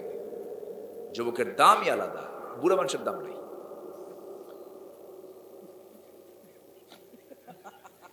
কি আবার কি মন খারাপ করলেন নাকি? বুড়ারও দাম আছে, আছে না নাই? ইম্মা ইয়াবলুগান্না ইনদাকাল কিবারা। আল্লাহু আকবার। পৃথিবীতে একমাত্র ইসলামে সবচেয়ে বেশি বুড়ার দাম দিয়েছে, যেরকম সুবহানাল্লাহ। বুড়া যদি বেজার হয়, এক আখিরাত শেষ। বুড়ার দাম আছে। বুড়া যখন দাঁত ছাড়া, দাঁত পড়ে যায় তো, আর সাদা দাড়ি নিয়ে যখন কয়, আল্লাহ আমার মাফ করিয়ে দাও, তখন আল্লাহকে তোর কথাই তো বুঝি না, যা তোরে মাফ করে দিলাম, যেরকম সুবহানাল্লাহ। বুড়াদেরও দাম আছে। মন ঠিক হয়েছে তো? আচ্ছা, ঠিক আছে, খুব ভালো মানুষ আপনারা। তাহলে যুবকরা, তাহলে কি তোমরা কোনো নেশার দিকে যাবা? অবৈধ কোনো নেতৃত্বের দিকে যাবা? সময়টা খরচ করতে হবে কার জন্য? আল্লাহর জন্য। রিলেশন করবা না, বিয়ার আগে আকাম কুকাম এগুলো করবা না, লস। খালি চুরি ফিতাওয়ালার লাভ। কার লাভ? চুরি ফিতাওয়ালা যে খালি চুরি কিনে দিবা, এটা সব তোমার সব লস প্রজেক্ট, কোনো লাভই নাই। এগুলো করবা না। সুন্দর করে জীবনটা গড়বা। দেখেন না, কিছু কিছু ছেলে আছে গার্লস স্কুলের সামনে যায় এতিমের মতো বসে থাকে, মনে হয় মাও নাই বাপও নাই, আছে না? এরকম আছে না? ওর টার্গেট করা মেয়েটা যখন বের হওয়ার পিছে পিছে ও যায়, মেয়ে আর কিছু কয় না। ছেলে এখন পিছন থেকে বলে, একটু আমার দিকে একটা বার তাকাও। 3 রাত হলে ঘুম নাই, চোখটা গর্তের মধ্যে, একবার শুধু বলো ভালোবাসি। আছে না নাই বলেন তো? সব ভুয়া, এগুলো কিচ্ছু না। বাস্তবতায় আসো। বিয়ের প্রয়োজন, বিয়েটা করে নিবা। আব্বা আম্মাকে বলবা, আব্বা নামাজ পড়ি, রোজা রাখি, তাহাজ্জুদ পড়ি, বিয়েটা করাও। বাপ মাকেও বোঝা দরকার। অনেক বাপ মা আছে মূর্খ, বোঝে না, বলে কিসের বিয়ে রে তোর? এরকম ধমক মারা বাবা আছে না নাই? একটু ভাবলো না যে ছেলেটা বলতেছে ওর তো যৌবন আছে, ও তো চরিত্র নষ্ট হবে। ছেলে যদি মুখ ফুটে একবার বলে আমার বিয়ে দাও, তখন আব্বার ঘুম হারাম হয়ে যাওয়ার কথা। যে আমার ছেলে বলতেছে, অবশ্যই তার কোনো সমস্যা, বিয়েটা করায় দেওয়া দরকার। বোঝে না, এরকম মূর্খ বাপ আছে না, বলে নিজের পায়ে দাঁড়া আগে, ও কি অন্যের পায়ে দাঁড়ায় আছে? কি কষ্ট পাচ্ছেন নাকি আপনারা? যুবকরা মন খারাপ করতেছ নাকি? বিয়ে করবা না? দেখেন বুড়া চাচা ওকে বিয়ে করবো, বিয়ে দেব বলতে হবে। জি আলহামদুলিল্লাহ। তাহলে নামাজ মানুষকে ভালো বানায়। ওই বেনামাজি নেতার পিছনে যাবা না মসজিদে যাবা? কাজে আসবে। বন্ধুগুলো ভালো বানাবা, আকাম কুকাম যেগুলো করে ওগুলোর সাথে বন্ধুত্ব তৈরি করবা না। দুনিয়ার একটা ভালো বন্ধু যদি কেউ পায়, সেই ভালো বন্ধু তোমাকে জান্নাতে নিয়ে যেতে পারে। বিশাল ব্যাপার। কিন্তু দুনিয়াতে যার একটা ভালো বন্ধু, সে যদি আল্লাহওয়ালা হয়, সে আল্লাহর বন্ধু যদি তুমি হতে পারো, ওই আল্লাহওয়ালা তোমাকে জান্নাতে নিয়ে যেতে পারে। কথাটা কিন্তু অনেক দামি বললাম। কিয়ামতের দিন আল্লাহ তাআলা যাদেরকে জান্নাত দিবেন তাদেরকে বলবেন, এই তুই জান্নাত পাইছিস তো? হ্যাঁ। তুই একা যাস কেন? তোর বন্ধু নাই? আল্লাহ আছে তো। আমি তো তোকে শুধু তোকে দেব না, তোর বন্ধুকে সহ জান্নাতে নিয়ে যা। গাঁজা খাওয়া বন্ধু না, কিন্তু ভালো বন্ধু হতে হবে, সুন্দর করে চলতে হবে।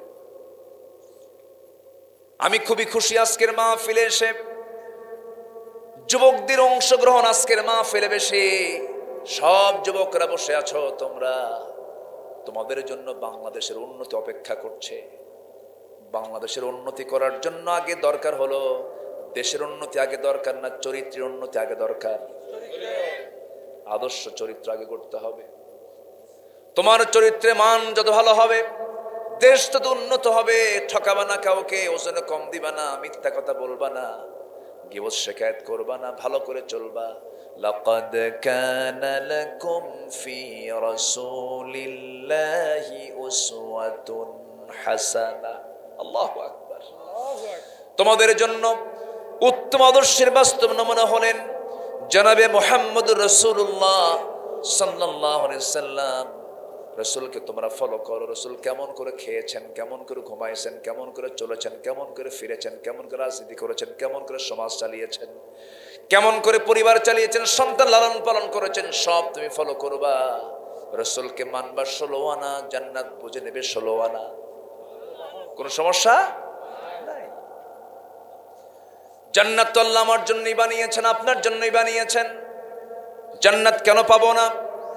দুনিয়াতে পরীক্ষা ভালো করলে পরে পাশ করে যাব, রেজাল্ট ভালো হয়ে যাবে। তেমনি আল্লাহর আখিরাতের জন্য দুনিয়াতে যদি ভালো করে পরীক্ষা দিয়ে যায়, 5 নাম্বার দিয়ে দিবেন কে? আল্লাহ 5 নাম্বার দিয়ে দিবেন। এই জন্য 5 নাম্বারের 1 নাম্বার শর্ত হলো নামাজ পড়বো আমরা কয় ওয়াক্ত? সবাইকে রাজি আছেন নাকি? বুঝে না, না বুঝে? বুঝে পড়তে হবে। এক বেচারির বাড়ি হলো মসজিদের সাথে, লোকটা হিন্দু, প্রত্যেকদিন মসজিদের সামনে দিয়ে যায়, আর ইমাম সাহেবের একটা আওয়াজ শোনে রুকু থেকে ওঠার সময়, সামি আল্লাহু লিমান হামিদা। হিন্দু চিন্তা করে যে ব্যাপারটা কি, প্রত্যেক দিন শুধু হামিদা হামিদা করে। এই হামিদা মেয়েটা কার মেয়ে? হিন্দু তো, এটা ভাবতেই পারে। কয়েকদিন এবার শোনার পর একদিন ওর প্রতিবেশী একজন মুসলমান তাকে ডাক দিয়ে বলে, ভাই প্রত্যেক দিন তোমার ইমাম সাহেবের কি হলো? শুধু এক মহিলার নামে দোয়া করে, হামিদা হামিদা। রহিমা আছে, করিমা আছে, তার কি নাই মহিলা? হামিদা মেয়েটা কার মেয়ে বলো তো? এই হামিদা মেয়েটা কে, তুমি কি জানো? দেখেন এই বেচারি বলে, ভাই 25 বছর যাবত আমি বা জামাতের সাথে নামাজ পড়ি, আমি আজ পর্যন্ত জানি না আসলে হামিদা মেয়েটা কার মেয়ে। তাহলে এখন বলেন, ওই হিন্দুর চিন্তা আর ওর চিন্তার মধ্যে কোনো তফাৎ আছে? আর ওই চিন্তা করে যারা নামাজ পড়ে ওরাই সুদ খায়। নামাজ যদি বুঝে শুনে পড়ে কেউ, সেই নামাজে কেউ সুদ খেতে পারে? সুদখোর নামাজে নাই? আছে না নাই? সুদও খায়, নামাজও পড়ে। বুঝে শুনে নামাজ পড়তে হবে, সুন্দর করে নামাজ পড়তে হবে, নামাজের মধ্যে মজা পেতে হবে।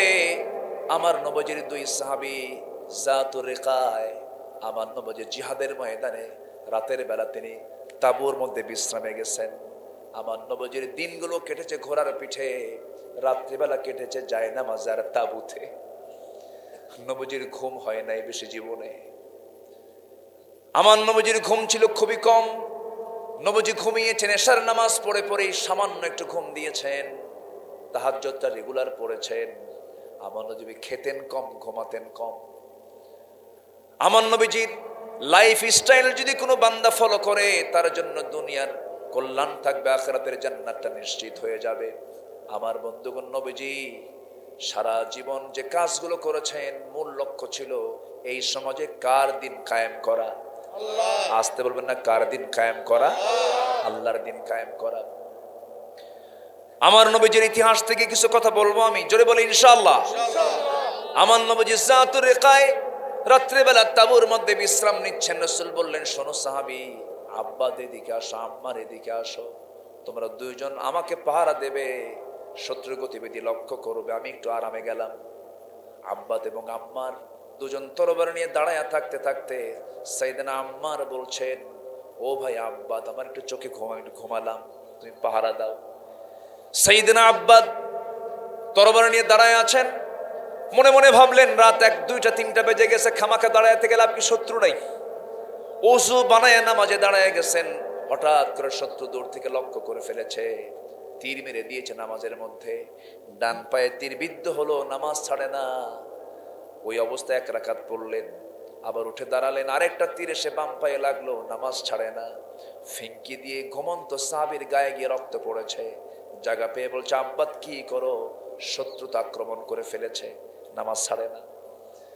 ওই অবস্থায় রুকু করলেন, সেজদা দিলেন, তাশাহুদ পড়লেন, দরুদ পড়লেন। সালামটা ফেরার পর বলছেন, ভাই আম্মার, আমিও জানি আমাকে শত্রু অ্যাটাক করেছে, কিন্তু ভাই আম্মার রে, নামাজের মধ্যে আমি এত মজা পাচ্ছিলাম যেন আমি একটা করে আয়াত বলি, আল্লাহ তার একটা একটা করে জবাব দিয়ে দেন।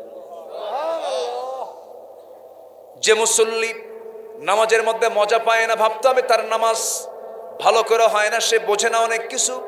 নামাজের মধ্যে মজা পেতে হবে। সাইয়েদনা আব্বাদ এবার বলছেন, ভাই আম্মার, আমার মন বলছিল সেই সময়ে যদি আমার 2 পায়ে কেন আর একটা তীরে যদি আমার বক্ষ ভেদ করে দিত, নামাজের মধ্যে যে মজা পাচ্ছিলাম, আল্লাহর সঙ্গে কথা বলছিলাম, আমি সেই তীরটা ভেদ করে দিত, ফিঙ্কি দিয়ে রক্ত পড়ে আমি শহীদ হয়ে যেতাম, কিন্তু মোহাব্বতের নামাজ আমি ছাড়তাম না। জোরে বলি সুবহানাল্লাহ। আর আমার দেশের কিছু মুসল্লি আছে, ইমাম যদি লম্বা সূরা পড়ে পিছন থেকে লোকমা দেয়, মানে লোকমা তার দেওয়া যাবে না, গলা ছাড়িয়ে দেয়। হুজুর আমার তো শেষ, আপনি শেষ করেন না।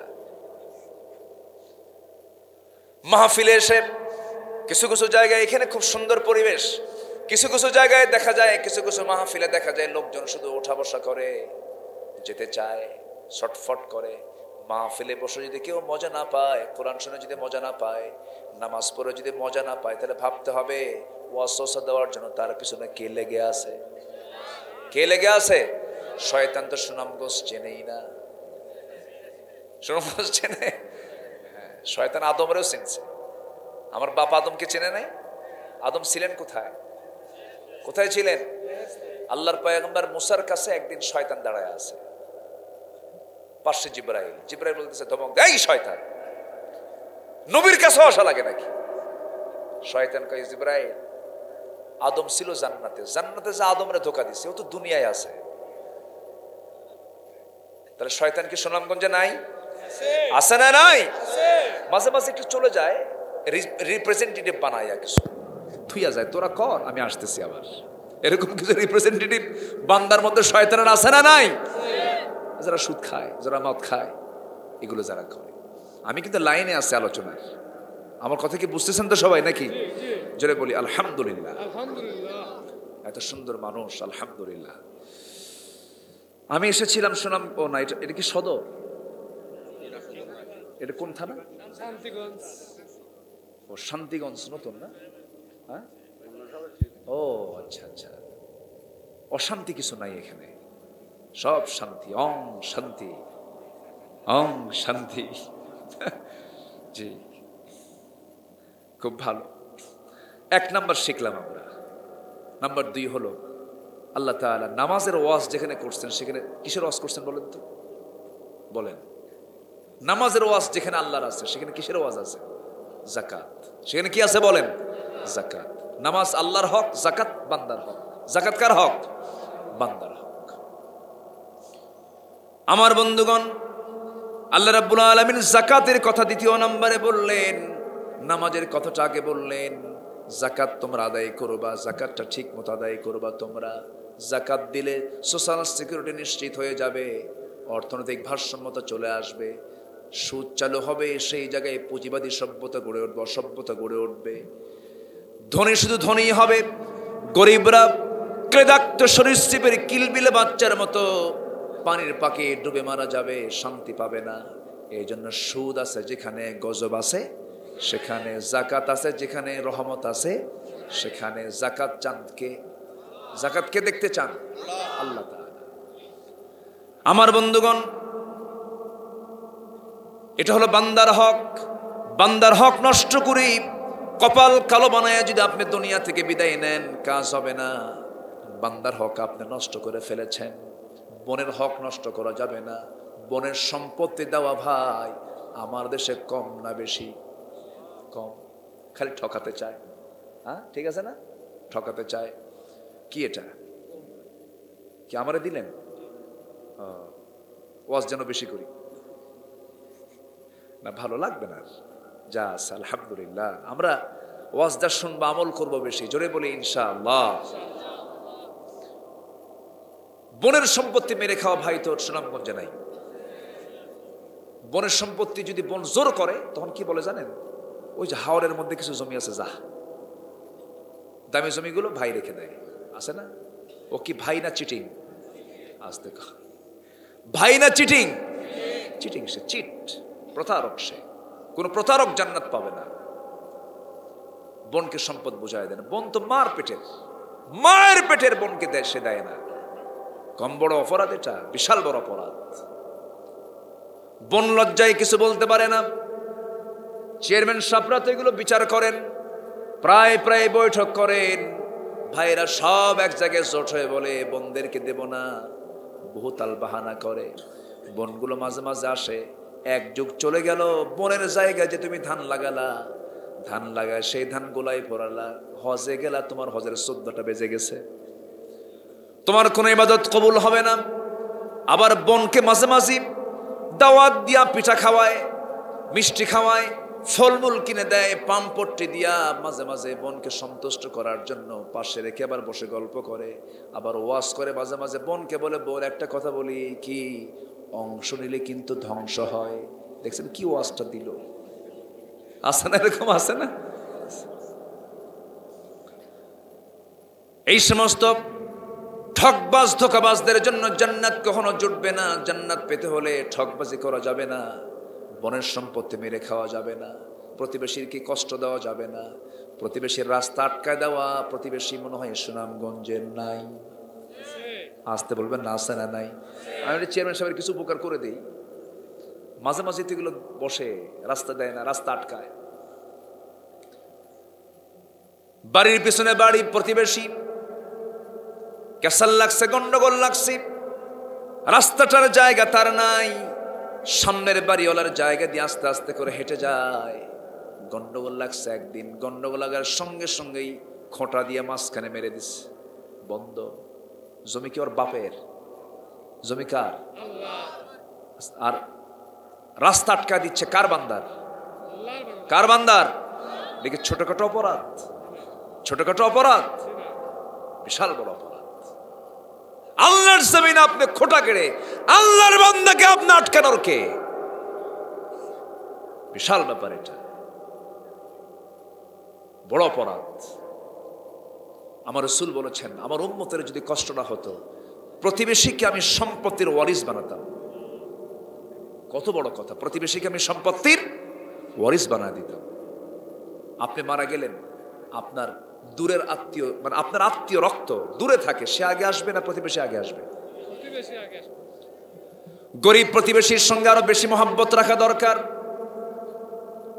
সে ধনী হোক গরিব হোক, কোন দাওয়াত পরবনে তাকে বাদ দেওয়া উচিত নয়।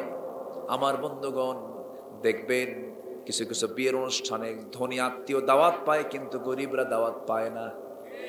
গজব ওগুলো, ওগুলো গজব। ধনী আত্মীয় দাওয়াত পায়, কেন দাওয়াত পায়? ধনী আত্মীয় দাওয়াত দিলে পরে সে ভালো কিছু দান করবে। বিয়ের অলিমায় কিছু নেওয়াই তো উত্তম না। না, না নেওয়াই তো উত্তম, নেওয়া উত্তম না। বিয়ের অনুষ্ঠানে বলা উচিত আপনি আমার মেয়ের অলিমায় এসে খেয়ে যাবেন, কিছু দেওয়ার দরকার নেই, এটাই তো উত্তম। ধান্দা হলো ধনীকে দাওয়াত দেব, যা খরচ করছে তার ডাবল তুলব, আছে না? গরিবকে দাওয়াত দেয় না, গরিবকে না দাওয়াত দিয়া চুপ করে বসে থাকে। কিন্তু আপনি দুনিয়া থেকে যখন বিদায় নেবেন, ওই ধনী আত্মীয় আপনার কাছে আসবে না, আপনার কবর খনন করার প্রয়োজন। ওই গরিব প্রতিবেশী কোদাল নিয়ে গিয়ে আপনার কবর খনন করে দেবে। ভাবতে হবে। আল্লাহ যেখানে আল্লাহর হকের কথা বলেছেন, সেখানে বান্দার হকের কথা বলেছেন। যাকাতগুলো গুনে গুনে প্রতিবেশীকে দিয়ে দাও, গরিব যারা আছে তাদের দিকে তাকাও। ওরা যদি বলে আমার প্রতিবেশী ভালো, আল্লাহ বলবেন এই বান্দা আমার ভালো, জোরে কোন সুবহানাল্লাহ। আমার বন্ধুগণ, যাকাত চলে গেল। নাম্বার 3, বিচার দিবসকে যারা বিশ্বাস করবে, বিচার দিবস আছে না নাই? আর রহমানির রহিম মালিক ইয়াউমিদ্দিন, বিচার দিবসের মালিক কে? আল্লাহ তাআলা। আমাদেরকে জিন্দা করবেন কে? আল্লাহ। জমিতে আলু লাগানোর পরে যে আলু লাগানো হয় সে আলু থাকে না, পচে যায়, কিন্তু সে আলু থেকে আরো আলু হয় না? আরো আলু হয়, কে বানান? আল্লাহ। আমার চোখের সামনে আলু লাগালাম, সে আলু পচে গেল, মাটি হলো, সেখান থেকে আর 8টা 10টা আলু জন্ম নিল।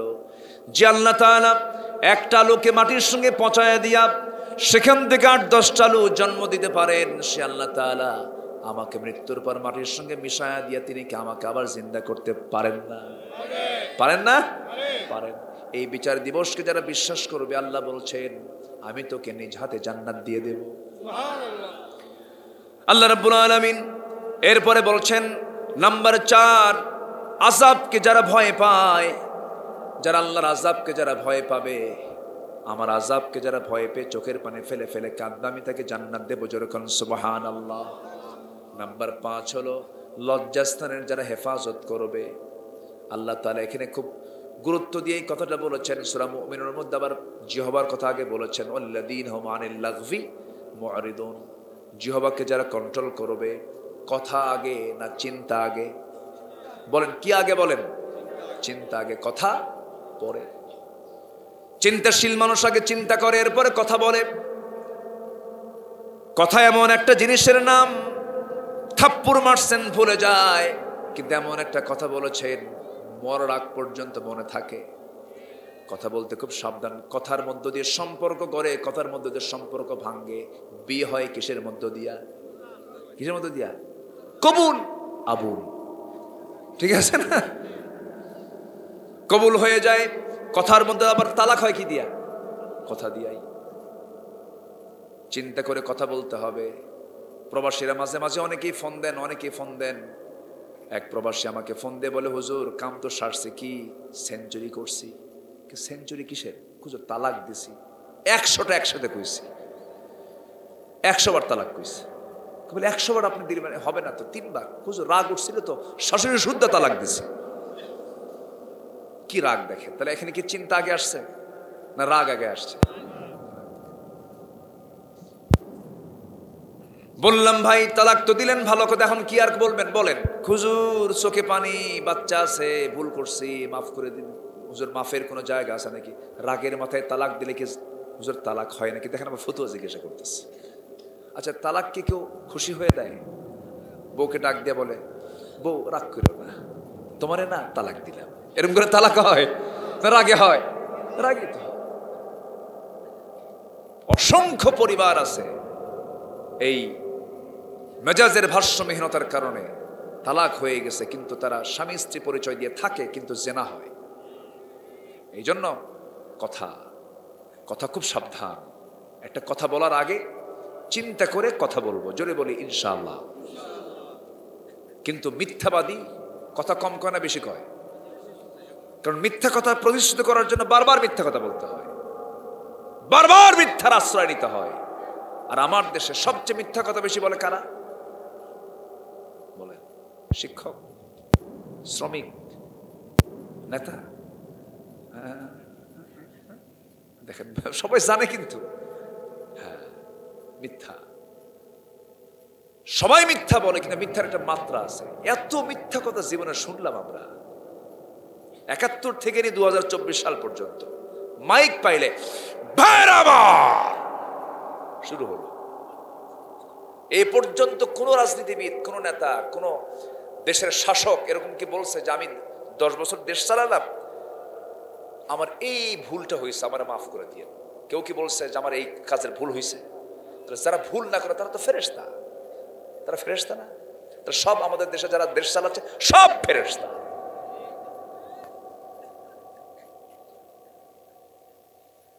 চিন্তা করেন, ইউরোপের, আমেরিকার কোন মন্ত্রী যদি কোনো দোষ করে, পদত্যাগ করে, স্বেচ্ছায় ত্যাগ করে, বলে আমি সরি, আমি ভুল করছি।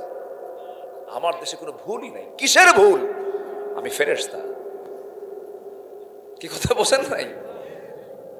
এই হচ্ছে অবস্থা। কেউ ভুল স্বীকার করে না, অথচ আল্লাহ রাসূল বলছেন যে নিজেকে ছোট ভাবো, ভুল স্বীকার করে নাও, ক্ষমা করো, ক্ষমা করতে শিখো। আমার দেশে কি ক্ষমা আছে না প্রতিশোধ? উদারতা না হিংসা? উদারতা না হিংসা? প্রতিশোধ। ইট মারছে পাটকেল মার, মেরে দে, যা আছে কপালে।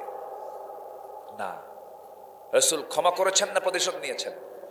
ক্ষমা। ক্ষমার শান্তি হলো আজীবন, আর প্রতিশোধের আনন্দ হলো কিছুক্ষণ। প্রতিশোধ নিলেন, পরে আপনারই জ্বলবে, হায় রে কি করলাম।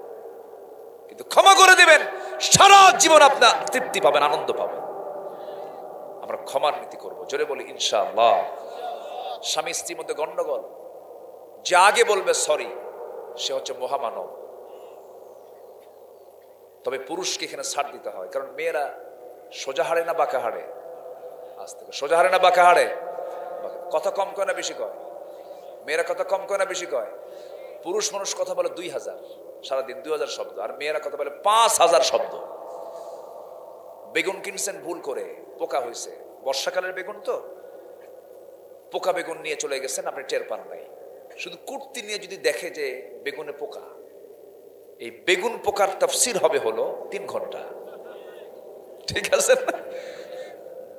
আল্লাহ তাআলা মেয়েদেরকে এরকম করে বানাইছে, আপনি শুনবেন আর হাসবেন, কোনো তর্ক করা যাবে না। আল্লাহ তাআলা মেয়েদেরকে এরকম করে বানাইছে, ওরা এরকম করেই কথা বলে।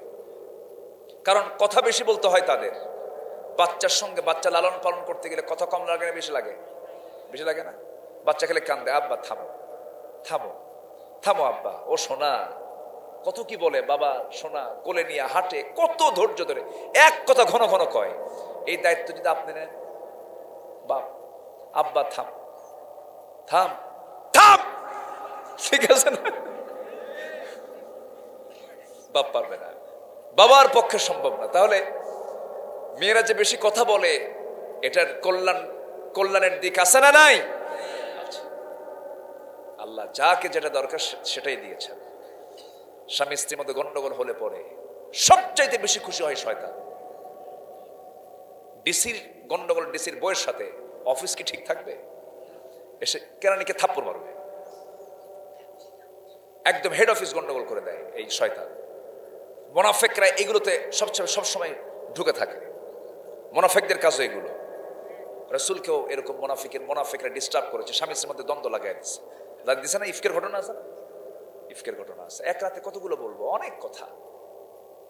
আল্লাহ তুমি সবাইকে দিন মেনে চলার তৌফিক দাও। তাহলে আমরা কি করব? নামাজ ঠিক রাখবো, জোরে বলি ইনশাআল্লাহ। যাকাতটাকে ঠিক রাখবো, জোরে বলি ইনশাআল্লাহ। বিচার দিবস আছে না নাই? বিশ্বাস রাখবো, জোরে বলি ইনশাআল্লাহ। বিচার দিবসের বিশ্বাস যার যত গাঢ়, তার ঈমান তত মজবুত, জোরে বলে সুবহানাল্লাহ। লজ্জাস্থানের হেফাজত করতে হবে। আমার রাসূল বলেছেন, যে ব্যক্তি 2 চোয়ালের মধ্যস্থ বস্তু জিহবা এবং 2 উরুর মধ্যস্থ বস্তু লজ্জাস্থানের যে হেফাজত করবে, আমি রাসূল আযমানু লাহুল জান্নাহ, আমি তার জন্য বেহেশতের জামিন হয়ে যাব। বিশাল ব্যাপার। আমার ভাইয়েরা, নাম্বার 6 হলো ওয়াল্লাযীনা হুম লিআমানাতিহিম ওয়া আহদিহিম রাউন। সূরাতুল মাআরিজের 32 নম্বর আয়াতে যা বলেছেন, আবার সূরা মুমিনুন আল্লাহ তাআলা একই কথা রিপিট করেছেন। একই কথা বারবার বললে সে কথার গুরুত্ব কমে না বাড়ে? বেড়ে যায়। বাবা ভুল করিস না, ভুল করিস না, ভুল করিস না, গুরুত্ব কমলো না বাড়লো? বাড়লো। আল্লাহ তাআলা এই কথা একাধিকবার বলেছেন, যারা আমানতটাকে ঠিক রাখে, ওয়াদা যারা ঠিক রাখে, ওয়াদাও ঠিক রাখতে হবে, আমানতও ঠিক রাখতে হবে। যা বলেছি কথাকে ব্রেক করা যাবে না, যা ওয়াদা করেছে ওয়াদা ঠিক রাখবো আমরা। আমার বন্ধুগণ, নাম্বার 8 হলো যারা সাক্ষ্য দানে অটল থাকে। আমার দেশে সত্য সাক্ষী বেশি না মিথ্যা সাক্ষী বেশি? বলেন, সত্য সাক্ষী বেশি না মিথ্যা সাক্ষী বেশি? মিথ্যা সাক্ষী বেশি। সাক্ষী টাকা দিয়ে কেনে, আছে না? তোর এত টাকা দেবো, তুই সাক্ষী দিয়ে আসিস। আমার বন্ধুগণের সমস্ত কাজ যারা করবে তারা জাহান্নাম পাবে, জান্নাতের গন্ধ তারা পাবে না। সাক্ষ্য দেন অটল থাকতে হবে, মিথ্যা সাক্ষ্য দেওয়া যাবে না। আল্লাহ তাআলা নামাজ দিয়ে শুরু করেছেন, আবার নামাজ দিয়ে শেষ করেছেন, কারণ নামাজ হলো সমস্ত ইবাদতের মূল। আসসালাতু ইমাদুদ্দিন, দ্বীনের স্তম্ভ হলো 5 ওয়াক্ত নামাজ। নামাজ দিয়ে শুরু করে নামাজ দিয়ে শেষ করলেন। আর আমার নবীর সর্বশেষ কথাও ছিল কি? বলেন, জোরে বলেন, আমার নবীর সর্বশেষ কথা কি ছিল? নামাজ, সালাত। নবী যখন মারা যাবেন, মৃত্যুর দুয়ারে আমার রাসূল মালাকুল মউত দরজার কাছে দাঁড়ায় আছেন। যে কোনো সময় তার জান কবজ হয়ে যাবে। আম্মা জান আয়েশা বর্ণিত হাদিস, নবী আমার ঘরে প্রবেশ করলেন, আমি নবীকে শোয়া রাখলাম, উরুতে মাথা রেখে শুয়ে আছেন। রাসূল বলছেন, আয়েশা শরীর তো তেমন ভালো নয়, দুনিয়া থেকে মনে হয় বিদায় হয়ে যাব, একটা মেসওয়াক এনে দাও তো, মুখটা গন্ধ গন্ধ মনে হচ্ছে। মেসওয়াক এনে দেওয়া হলো। সেই মেসওয়াকটা আম্মা জান আয়েশা চাবায় চাবায় চাবায় চাবায় নরম করে দিলেন। নবীজি মেসওয়াকটা দেখে হাতের মধ্যে নিলেন। মেসওয়াক শুরু না করে, দাঁত পরিষ্কার শুরু না করে তিনি করলেন কি? আম্মা জান আয়েশার মুখের লাগানো থুতু ওই মেসওয়াকের আগায় ছিল, চুষে চুষে পান করছেন আর মুস্কি মুস্কি হাসি দিচ্ছেন। বলছেন, আয়েশা রে, আমি তো মরে যাচ্ছি, আমি তোমাকে একটু খুশি করার চেষ্টা করলাম। আম্মা জান আয়েশা বলেন, আমি নিজেকে ধন্য মনে করি, নবীর জীবনের শেষ খাবার ছিল আমি আয়েশা আমার মুখের লালা, আমার মুখের লালাকে রাসূল দুনিয়া থেকে বিদায় নিয়েছেন। আম্মা জান আয়েশা বর্ণিত হাদিস, লক্ষ লক্ষ হাদিসের তিনি হাফেজা ছিলেন। রাসূলকে কাছে থেকে তিনি দেখেছেন, দিনে রাতে সবসময় তার কাছ থেকে হাদিসগুলো শুনতেন, তিনি মেমোরাইজ করতেন। খুব মেধাবী সাহাবী ছিলেন আম্মা জান আয়েশা সিদ্দিকা রাদিয়াল্লাহু তাআলা আনহা। সেই আম্মা জান আয়েশা সিদ্দিকা বলেন, রাসূল দুনিয়া থেকে বিদায় নেবেন, আবার আমাকে ডাক দিয়ে বলছেন, আয়েশা মনে হয় আমি নামাজ তার জামাতে পড়তে পারবো না। আজান তো বেলাল দিয়ে দিল, বেলালকে ডাক দিয়ে বলো, সাহাবে কেরামকে ডাক দিয়ে বলো, আমার মুসাল্লায় তো আমি যেতে পারতেছি না, আমার মুসাল্লায় যেন আমার আবু বকর যেন নামাজে দাঁড়ায়া যায়। জোরে বলে সুবহানাল্লাহ।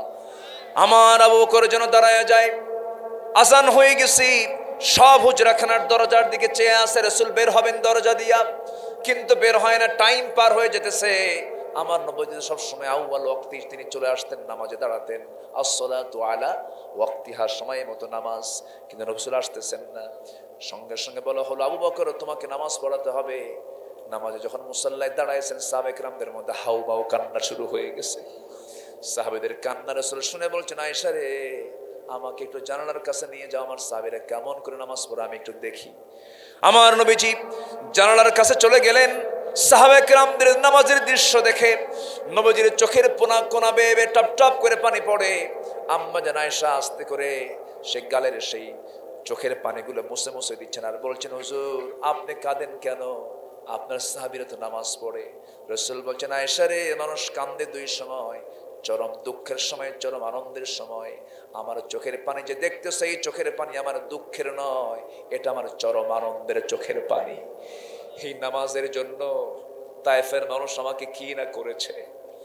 এই নামাজ কায়েমের সংগ্রামের জন্য ওই মক্কার কুরাইশরা রুকুতে চলে গেছি, আমার পিঠের উপরে উটের পচা নারী ভরি চাপায়া দিয়েছে। এই নামাজ কায়েমের জন্য উতবা সাইবা মুগিরার আমাকে ঘাড় ধাক্কা দিয়ে আমাকে ঘর থেকে বের করে দিয়েছে। আমার প্রিয় সাহাবী সুমাইয়া কি বুকে খঞ্জর মেরে দুনিয়া থেকে বিদায় করে দিয়েছে। আমার ইয়াসারকে মুরগি রানের মতো 2 টুকরা করে দুনিয়া থেকে বিদায় করে দিয়েছে। ওরে আয়েশা, উহুদের ময়দানে আমার দাঁত দুটো ভেঙে দিয়েছে, দেখো দাঁত নাই। এই দিন কায়েমের জন্য খন্দকের পরীকে খনন করতে গিয়া আমার কোদাল মারতে মারতে আমার কোমর কুজা হয়ে গেছে আয়েশা, কোমর সোজা করে দাঁড়াতে পারি না, দাঁত দুইটা ভাঙ্গা। এত কষ্টের মধ্য দিয়ে যে নামাজ আল্লাহর জমিনে কায়েম হয়েছে, এই দৃশ্য দেখে আমি রাসূল কাঁদতেছি। আমার নবীজি দুনিয়া থেকে বিদায় নেবেন। বিদায় নেওয়ার আগ মুহূর্তে বলছেন, ওরে আয়েশা, দেখো তো আমার কলিজার টুকরা ফাতিমা কোথায় গেল। রাসূল ফাতিমাকে খুব ভালোবাসতেন, বিয়ে দিয়েছেন, কিন্তু 3 দিন পার হতে দেন নাই। 3 দিনের মধ্যে রাসূল তার সঙ্গে দেখা করতেনই, না হলে রাসূল অস্থির হয়ে যেতেন। মেয়ে ফাতিমাকে খুব ভালোবাসতেন। রাসূল মেয়েকে বিয়ে দিয়ে দূরে রাখেন নাই, কাছে কাছে রেখেছেন। বলতেন, ফাতিমা তুই আমার অক্সিজেন, আমি তোকে খুব ভালোবাসি। ফাতিমাকে যে কষ্ট দেয় সে আমাকে কষ্ট দেয়। ফাতিমার জীবদ্দশায় সাইয়েদনা আলী আরেকটা বিয়ে করতে চেয়েছিলেন। এমন সময় রাসূলের কানে যখন সংবাদ চলে গেল, রাসূল খুতবার মধ্যে বলে ফেললেন, ফাতিমাকে কষ্ট দিলে পরে সে আমাকে কষ্ট দেবে। আল্লাহু আকবার। ফাতিমা ফাতিমাই, সেই ফাতিমাকে ডাকতেছেন। ফাতিমা আসলেন, নবীর সামনে দাঁড়ালেন, কাঁদতেছেন। নবী বলছেন, ফাতিমা রে, সবার কান্না আমার একটু ধৈর্য আসে, তোর কান্না আমার দারুণ কষ্ট হয়, কাছে আয়। কানের মধ্যে মুখ ঢুকালেন, বুখারীর বর্ণনা এটা, কানের মধ্যে মুখ ঢুকালেন। কানে কানে কি যেন বললেন, আম্মা জান আয়েশা বলেন। এই বলার সঙ্গে সঙ্গে ফাতিমার কান্না থেমে গেল, হাস্যোজ্জ্বল চেহারা নিয়ে বিদায় নিলেন। সেই কথা হলো, ফাতিমা চিন্তা করিস না, দুনিয়াও কাছে কাছে, কবরও তুই কাছে কাছে থাকবি, তোর মরণ আমার পরেই হবে। মরার কথা মানুষ শুনলে কান্দে, কিন্তু ফাতিমা মরার কথা শুনলে ফাতিমা হাসতেছেন। জোরে কোন সুবহানাল্লাহ। ফাতিমা বিদায় নিলেন, রাসূল দুনিয়া থেকে বিদায় নেবেন। আম্মা জান আয়েশা বলেন, আমি নিজেকে ধন্য মনে করি, রাসূল তার জীবনের শেষ বিদায়টা নিয়েছেন আমার উরুতে মাথা রেখে, আমার সঙ্গে কথা বলে। জোরে কোন সুবহানাল্লাহ। আম্মা জান আয়েশা বলেন, আমি নিজেকে ধন্য মনে করি, আমি যখন নবীর সঙ্গে শুয়ে থাকতাম সেই সময় ওহী নাযিল হতো। আমি আয়েশা নিজের চোখে আমি জিবরাইলকে দেখেছি। সুবহানাল্লাহ বলেন। আল্লাহ তাআলা আমার সামনে আয়াত নাজিল করেছেন। সেই আম্মা জান আয়েশা বলেন, রাসূল যখন দুনিয়া থেকে সর্বশেষ বিদায় নিয়ে নেবেন, মালাকুল মউত দরজায় হাজির। এমন সময় আস্তে করে আমাকে ডাক দিয়ে বলছে, ও ফায়েশা, আমার উম্মতকে একটা মেসেজ দিবা, আমার উম্মত যেন কখনো 5 ওয়াক্ত নামাজ না ছেড়ে দেয়। নামাজ 5 ওয়াক্ত পড়বেন কারা কারা, একটু হাত তুলে দেখান দেখি। জোরে বলি ইয়া আল্লাহ, আরো জোরে ইয়া আল্লাহ। আমাদেরকে 5 ওয়াক্ত সালাত আদায় করার তৌফিক তুমি আল্লাহ দিয়া দাও। জোরে বলি আমিন, আরো জোরে আমিন, আরো জোরে আমিন।